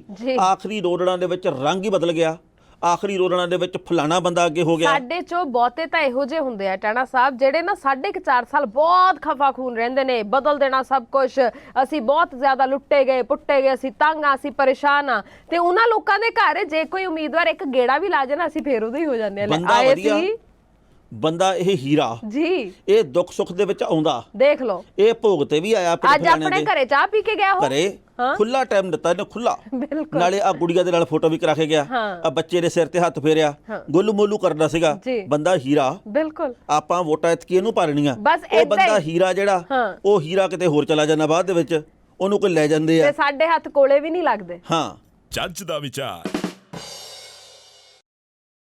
ਹਰਮਨ ਜੀ ਕਦੇ ਕਦੇ ਨਾ ਮੇਰਾ ਚਿੱਤ ਕਰਦਾ ਵੀ ਜਿਹੜੇ ਨਾ ਪਿੰਗਲਵਾੜੇ ਦੇ ਵਿੱਚ ਸੋਹਣਾ ਮੋਹਣਾ ਰਹਿੰਦੇ ਆ ਜੀ, ਉਹਨਾਂ ਦੇ ਨਾਲ ਆਪਾਂ ਜਾ ਕੇ ਚੱਜ ਦਾ ਵਿਚਾਰ ਕਰੀਏ। ਜੀ ਜ਼ਰੂਰ। ਮੇਰੀ ਬੜੀ ਦਿਲੀ ਇੱਛਾ। ਤੁਹਾਨੂੰ ਯਾਦ ਹੈ ਆਪਾਂ ਉਹਨਾਂ ਨੂੰ ਇੱਕ ਵਾਰ ਮਿਲ ਕੇ ਆਏ ਸੀ? ਮਿਲ ਕੇ ਆਏ ਸੀ, ਪਰ ਹੁਣ ਦਿਲੀ ਇੱਛਾ ਇਹ ਹੈ ਵੀ ਭੈਣ ਇੰਦਰਜੀਤ ਕੌਰ ਨਾਲ ਜਿਹੜੇ ਕਿ ਪਿੰਗਲਵਾੜਾ ਦੇ ਸੰਚਾਲਕ ਆ, ਗੱਲਬਾਤ ਕਰਕੇ ਸੋਹਣਾ ਮੋਹਣਾ ਦੇ ਨਾਲ ਮੁਲਾਕਾਤ ਕੀਤੀ ਜਾਵੇ। ਜ਼ਰੂਰ ਕਰਾਂਗੇ। ਇਹ ਮੈਨੂੰ ਲੱਗਦਾ ਵੀ ਇਹ ਸਮੇਂ ਦੀ ਲੋੜ ਆ, ਕਿਉਂਕਿ ਉਹਨਾਂ ਮੁੰਡਿਆਂ ਨੇ ਜਿਸ ਤਰੀਕੇ ਦੀ ਪਛਾਣ ਬਣਾਈ ਆ, ਕੁਦਰਤ ਦੇ ਵੱਲੋਂ ਜਿਸ ਤਰੀਕੇ ਦੇ ਨਾਲ ਜੋ ਕੁਝ ਕੀਤਾ ਗਿਆ, ਉਹ ਸਾਰੀ ਗੱਲਬਾਤ ਹੋਵੇਗੀ ਜੀ ਵੀ ਇਹ ਸੋਚਦੇ ਕਿਵੇਂ ਆ, ਲੋਕ ਜਦੋਂ ਦੇਖਦੇ ਉਦੋਂ ਕੀ ਮਹਿਸੂਸ ਕਰਦੇ ਆ, ਉਹਨਾਂ ਦੇ ਅੰਦਰ ਕੀ ਚੱਲਦਾ, ਉਹ ਆਪਣੇ ਆਪ ਨੂੰ ਕਿੱਥੇ ਜੇ ਖੜਾ ਮਹਿਸੂਸ ਕਰਦੇ ਆ, ਜੋ ਉਹਨਾਂ ਬਾਰੇ ਗੱਲਾਂ ਛਿੜਦੀਆਂ ਉਹਨਾਂ ਦੇ ਮਨ ਮੰਦਰ ਦੇ ਉੱਤੇ ਕੀ ਅਸਰ ਕਰਦੀਆਂ, ਸਾਰਾ ਕੁਝ ਪੁੱਛੀਏ। ਜੀ ਬਿਲਕੁਲ, ਆਪਾਂ ਜ਼ਰੂਰ ਸਮਾਂ ਕੱਢ ਕੇ ਤੇ ਉੱਥੇ ਜ਼ਰੂਰ ਜਾਵਾਂਗੇ ਤੇ ਜ਼ਰੂਰ ਉਹਨਾਂ ਨਾਲ ਗੱਲਬਾਤ ਕਰਾਂਗੇ, ਜਲਦੀ ਕਰਾਂਗੇ। ਬਿਲਕੁਲ, ਪਰ ਨਾ ਇੱਕ ਜੋੜੇ ਬੱਚਿਆਂ ਬਾਰੇ ਖਬਰ ਆਈ ਆ। ਦੇਖੋ ਬਹੁਤ ਸਾਰੇ ਲੋਕਾਂ ਦੇ ਘਰ ਦੇ ਵਿੱਚ ਜੁੜਵਾਂ ਬੱਚੇ ਹੁੰਦੇ ਆ, ਹਾਂਜੀ, ਪਰ ਇੱਕ ਜਿਹੜੀ ਖਬਰ ਆਈ ਆ ਇਹ ਪ੍ਰਯਾਗਰਾਜ ਦੇ ਵਿੱਚ ਆ, ਮੁਹੰਮਦੀਪੁਰ ਉਮਰੀ। ਹਾਂਜੀ, ਪ੍ਰਯਾਗਰਾਜ ਦੇ ਵਿੱਚ ਪਿੰਡ ਆ ਇਹ। ਇਸ ਪਿੰਡ ਦੇ ਵਿੱਚ 1000 ਪਰਿਵਾਰਾਂ ਦੇ ਵਿੱਚੋਂ 30 ਆ ਜਿਹੜੇ ਉਹ ਜੋੜੇ ਆ, 30 ਜਣੇ ਜੋੜੇ ਆ। ਉਹ ਜਿਹੜੀ ਜੋੜਿਆਂ ਦੇ ਚੱਕਰ ਦੇ ਵਿੱਚ ਪਿੰਡ ਵਾਲੇ ਲੋਕ ਵੀ ਟਪਲਾ ਖਾ ਜਾਂਦੇ ਵੀ ਇੱਕ ਨੇ ਸ਼ਰਾਰਤ ਕੀਤੀ ਹੈ ਤੇ ਦੂਜਾ ਆ ਗਿਆ ਸਾਹਮਣੇ, ਉਹ ਉਹਨੂੰ ਫੈਂਟ ਦਿੰਦੇ ਆ। ਉਹ ਕੋਈ ਇੱਕ ਕੰਮ ਕਰਕੇ ਗਿਆ, ਉਹਦਾ ਸਹੀ ਕੰਮ ਹੋ ਗਿਆ, ਸ਼ਾਬਾਸ਼ ਦੂਜੇ ਨੂੰ ਮਿਲ ਜਾਂਦੀ ਆ। ਸੋ ਇੰਨੇ ਉਹਨਾਂ ਦੇ ਮੁਹਾਂਦਰੇ ਮਿਲਦੇ ਆ ਤੇ ਵੋਟਾਂ ਪਾਉਣ ਵਾਲੇ ਦਿਨ ਹੋਰ ਹੀ ਪੰਗਾ ਪੈ ਗਿਆ ਜੀ। ਇੱਕ ਜਣਾ ਵੋਟ ਪਾ ਕੇ ਗਿਆ, ਹਾਂਜੀ, ਤੇ ਬਾਅਦ ਵਿੱਚ ਦੂਜਾ ਭਰਾ ਆ ਗਿਆ। ਇਹ ਨਾ ਅਮਿਤ ਤੇ ਵਿਪਨ, ਇਹ ਦੋ ਭਰਾ ਨੇ, ਦੋਵੇਂ ਜੋੜੇ ਨੇ। ਪਹਿਲਾਂ ਅਮਿਤ ਵੋਟ ਪਾਉਣ ਗਿਆ ਤੇ ਉਹ ਆ ਗਿਆ, ਮੁੜ ਕੇ ਜਦੋਂ ਵਿਪਨ ਵੋਟ ਪਾਉਣ ਗਿਆ ਤੇ ਜਿਹੜੇ ਉੱਥੇ ਅਧਿਕਾਰੀ ਸੀ ਉਹਨਾਂ ਨੂੰ ਭੁਲੇਖਾ ਲੱਗ ਗਿਆ ਵੀ ਤਾਂ ਪਹਿਲਾਂ ਵੀ ਵੋਟ ਪਾ ਕੇ ਗਿਆ। ਬੂਥ ਦੇ ਅਧਿਕਾਰੀਆਂ ਨੇ ਰੌਲਾ ਪਾ ਲਿਆ, ਕਹਿੰਦੇ ਵੀ ਇਹ ਦੁਬਾਰਾ ਵੋਟ ਪਾਉਣ ਆ ਗਿਆ, ਇਹਨੇ ਆਪਦੀ ਉਂਗਲ ਤੋਂ ਸਿਆਹੀ ਜੀ ਲਾ ਲਈ ਆ, ਕੋਈ ਤਰੀਕਾ ਇਹਦੇ ਕੋਲੇ। ਉਹਨਾਂ ਨੇ ਪੁਲਿਸ ਸੱਦ ਲਈ। ਬਾਅਦ ਦੇ ਵਿੱਚ ਉੱਥੇ ਲੋਕਾਂ ਨੇ ਦੱਸਿਆ ਵੀ ਭਾਈ ਇਹ ਸਕੇ ਭਰਾ, ਇਹ ਜੋੜੇ ਭਰਾ ਜੀ, ਤੇ ਇਹਨਾਂ ਦਾ ਮੁਹਾਂਦਰਾ ਇੰਨਾ ਮੇਲ ਖਾਂਦਾ ਵੀ ਪਤਾ ਨਹੀਂ ਲੱਗਦਾ, ਕਈ ਵਾਰੀ ਘਰਦਿਆਂ ਨੂੰ ਵੀ ਟਪਲਾ ਪੈ ਜਾਂਦਾ। ਬਿਲਕੁਲ ਸਹੀ ਹੈ। ਤੇ ਉਧਰ ਦੂਸਰੇ ਬੰਨੇ ਇੱਕ ਰੇਹਾਨ ਤੇ ਹਸਨ। ਪਹਿਲਾਂ ਰੇਹਾਨ ਚਲਾ ਗਿਆ, ਉਹਨੇ ਵੋਟ ਪਾਤੀ, ਉਹ ਵੀ ਜੋੜੇ ਭਰਾ। ਤੇ ਕੁਝ ਕੁ ਘੰਟਿਆਂ ਬਾਅਦ ਹਸਨ ਆ ਗਿਆ, ਜਦੋਂ ਉਹ ਵੋਟ ਪਾਉਣ ਲੱਗਾ ਫਿਰ ਸਿਆਪਾ ਪੈ ਗਿਆ। ਉਹ ਕਹਿੰਦੇ ਨਾ ਇਹ ਤੂੰ ਦੁਬਾਰਾ ਆਇਆ, ਤੇਰੇ ਕੋਲੇ ਕੋਈ ਸਹੀ ਲਾਉਣ ਵਾਲਾ ਤਰੀਕਾ ਹੈਗਾ, ਕੋਈ ਤੇਰੇ ਕੋਲੇ ਕੈਮੀਕਲ ਆ। ਉਹ ਕਹਿੰਦਾ ਨਹੀਂ ਜੀ ਮੈਂ ਤਾਂ ਪਹਿਲੀ ਵਾਰ ਹੀ ਆਇਆ। ਕਹਿੰਦੇ ਨਾ ਝੂਠ ਬੋਲਦਾ, ਭਾਵੇਂ ਕੈਮਰਿਆਂ ਦੇ ਵਿੱਚ ਵੇਖ ਲਓ ਤੂੰ ਆਇਆ। ਬਾਅਦ ਦੇ ਵਿੱਚ ਦੱਸਿਆ ਵੀ ਭਾਈ ਇਹਦਾ ਸਕਾ ਭਰਾ ਗਿਆ। ਜੀ ਬਿਲਕੁਲ। ਸੋ ਕਹਿੰਦੇ ਉੱਥੇ ਬਹੁਤ ਜ਼ਿਆਦਾ ਭੁਲੇਖੇ ਪੈਂਦੇ ਨੇ ਇਸੇ ਕਰਕੇ, ਕਿਉਂਕਿ ਜੋੜੇ ਜਿਹੜੇ ਭੈਣ ਭਰਾ ਨੇ ਜਾਂ ਕਹਿ ਲਓ ਜਿਹੜੇ ਭਰਾ ਜੋੜੇ ਨੇ, ਭੈਣਾਂ ਭੈਣਾਂ ਜੋੜੀਆਂ ਨੇ, ਉਹਦੇ ਕਰਕੇ ਬਹੁਤ ਜ਼ਿਆਦਾ ਸਮੱਸਿਆ ਆਉਂਦੀ ਹੈ। ਪਤਾ ਹੀ ਨਹੀਂ ਲੱਗਦਾ ਵੀ ਕੌਣ ਕੋਲ ਦੀ ਨਿਕਲ ਗਿਆ, ਕੌਣ ਇਹ ਕੰਮ ਕਰ ਗਿਆ, ਕੌਣ ਪਹਿਲਾਂ ਆਇਆ ਸੀ, ਕੌਣ ਬਾਅਦ ਚ ਆਇਆ, ਕੁਝ ਨਹੀਂ ਪਤਾ ਲੱਗਦਾ। ਪਰ ਕਈ ਪਰਿਵਾਰਾਂ ਦੇ ਵਿੱਚ ਜੋੜੇ ਬੱਚੇ ਜਿਹੜੇ ਹੁੰਦੇ ਨਾ, ਸੱਚੀ ਮੁੱਚੀ ਮੁਹਾਂਦਰੇ ਬੜੇ ਮੇਲ ਖਾਂਦੇ। ਟਾਣਾ ਸਾਹਿਬ ਇੱਕ ਪਿੰਡ ਦੇ ਬਾਰੇ ਚ ਮੈਂ ਪੜਿਆ ਸੀ, ਮੈਂ ਉਹਦਾ ਨਾਂ ਭੁੱਲ ਗਈ ਆ, ਉਸ ਪਿੰਡ ਦੇ ਵਿੱਚ ਹੁੰਦੇ ਹੀ ਜੋੜੇ ਬੱਚੇ ਨੇ ਜੀ, ਔਰ ਵਿਗਿਆਨੀਆਂ ਨੂੰ ਵੀ ਅੱਜ ਤੱਕ ਪਤਾ ਨਹੀਂ ਲੱਗਿਆ ਵੀ ਇਦਾਂ ਕਿਉਂ, ਔਰ ਉਹ ਪਿੰਡ ਮਸ਼ਹੂਰ ਹੀ ਇਸ ਗੱਲ ਕਰਕੇ ਹੈ। ਅੱਛਾ, ਵੀ ਬਹੁਤ ਗਿਣਤੀ ਪਰਿਵਾਰਾਂ ਦੇ ਵਿੱਚ ਜੋੜੇ ਬੱਚੇ ਨੇ ਉੱਥੇ, ਔਰ ਉਹਨਾਂ ਦੇ ਮੁਹਾਂਦਰੇ ਇੰਨੇ ਜ਼ਿਆਦਾ ਮਿਲਦੇ ਨੇ, ਸ਼ਕਲਾਂ ਆਪਸ ਚ ਇੰਨੀਆਂ ਜ਼ਿਆਦਾ ਮੇਲ ਖਾਂਦੀਆਂ ਨੇ ਵੀ ਤੁਸੀਂ ਪਛਾਣ ਹੀ ਨਹੀਂ ਸਕਦੇ ਵੀ ਕਿਹੜਾ ਕਿਹੜਾ। ਤੇ ਰਿੰਕੂ ਸ਼ਰਾਰਤ ਕਰਕੇ ਗਿਆ, ਐਂਡ ਤਾਂ ਟਿੰਕੂ। ਬਿਲਕੁਲ ਸਹੀ। ਤੁਸੀਂ ਵੇਖੋ ਕੁਦਰਤ ਹੈ ਕਿੱਡੀ ਵੱਡੀ ਚੀਜ਼ ਹੈ ਵੀ ਬਿਲਕੁਲ ਸ਼ਕਲ, ਨੈਣ ਨਕਸ਼ ਸਭ ਕੁਝ ਬਿਲਕੁਲ ਇੱਕੋ ਜਿਹਾ ਡਿੱਟੋ, ਪਤਾ ਹੀ ਨਹੀਂ ਲੱਗਦਾ ਵੀ ਕੌਣ ਕੌਣ ਹੈ। ਕੁਦਰਤ ਦੇ ਦੇਖੋ ਰੰਗ ਆ ਜੀ, ਪਤਾ ਨਹੀਂ ਵੀ ਕੀ ਕਹਗੇ ਤੇ ਕੀ ਨਾ ਕਹਗੇ। ਪਰ ਹੈ ਇੱਕ ਪੱਖ ਇਹ ਵੀ ਕਹਿੰਦੇ ਨੇ ਵੀ ਕੁਦਰਤ ਨੂੰ ਤੁਸੀਂ ਪੂਰੀ ਤਰ੍ਹਾਂ ਜਾਣ ਸਮਝ ਨਹੀਂ ਸਕਦੇ, ਦਾ ਅੰਤ ਨਹੀਂ ਹੈਗਾ। ਪੂਰੀ ਤਰ੍ਹਾਂ ਕੀ ਅਧੂਰਾ ਵੀ ਨਹੀਂ ਜਾਣ ਸਕਦੇ। ਬਿਲਕੁਲ ਸਹੀ। ਕੁਦਰਤ ਦੇ ਬਾਰੇ ਤੁਸੀਂ ਥਾਂ ਹੀ ਨਹੀਂ ਪਾ ਸਕਦੇ ਜੀ। ਬਿਲਕੁਲ ਸਹੀ। ਹਾਂ, ਜੱਜ ਦਾ ਵਿਚਾਰ। ਹਰਮਨ ਜੀ ਇੱਕ ਨਾ ਮੇਰਾ ਦਰਸ਼ਕਾਂ ਦੇ ਮੂਹਰੇ ਅੱਜ ਸਵਾਲ ਆ ਹੁਣ ਵੀ ਜਿਸ ਦਿਨ ਤੋਂ ਵੋਟਾਂ ਪਈਆਂ 20 ਤਰੀਕ ਤੋਂ, ਉਸ ਦਿਨ ਤੋਂ ਲੈ ਕੇ ਅੱਜ ਤੱਕ ਤੁਸੀਂ ਆਪਣੇ ਹਲਕੇ ਦੇ ਉਮੀਦਵਾਰ ਨੂੰ, ਜਿਹੜਾ ਕਿ ਤੁਹਾਡੇ ਪਿੰਡ ਦੇ ਵਿੱਚ ਸਭ ਤੋਂ ਵੱਧ ਗੇੜੇ ਮਾਰਦਾ ਸੀ, ਜਿਹਨੇ ਪੰਜਾਬ ਦੇ ਮੁੱਦੇ ਜਾਂ ਸਭ ਤੋਂ ਵੱਧ ਤੁਹਾਡੇ ਹਲਕੇ ਦੇ ਮੁੱਦੇ ਚੁੱਕੇ ਆ, ਉਹ ਤੁਹਾਨੂੰ ਕਿੰਨੀ ਵਾਰ ਦਿਖਾਲੀ ਦਿੱਤਾ, ਉਹ ਤੁਹਾਨੂੰ ਕਿੰਨੀ ਵਾਰ ਟੱਕਰਿਆ, ਉਹਨੇ ਕਿੰਨੀ ਕੁ ਵਾਰ ਇਹ ਗੱਲ ਕਹੀ ਵੀ ਭਾਈ ਠੀਕ ਠਾਕ ਹੋ, ਤੁਹਾਡਾ ਧੰਨਵਾਦ, ਤੁਸੀਂ ਮੈਨੂੰ ਵੋਟਾਂ ਪਾਈਆਂ, ਮੈਂ ਹਾਰਾਂ ਜਾਂ ਮੈਂ ਜਿੱਤਾਂ ਪਰ ਮੈਂ ਤੁਹਾਡਾ ਕਦਰਦਾਨ ਆ।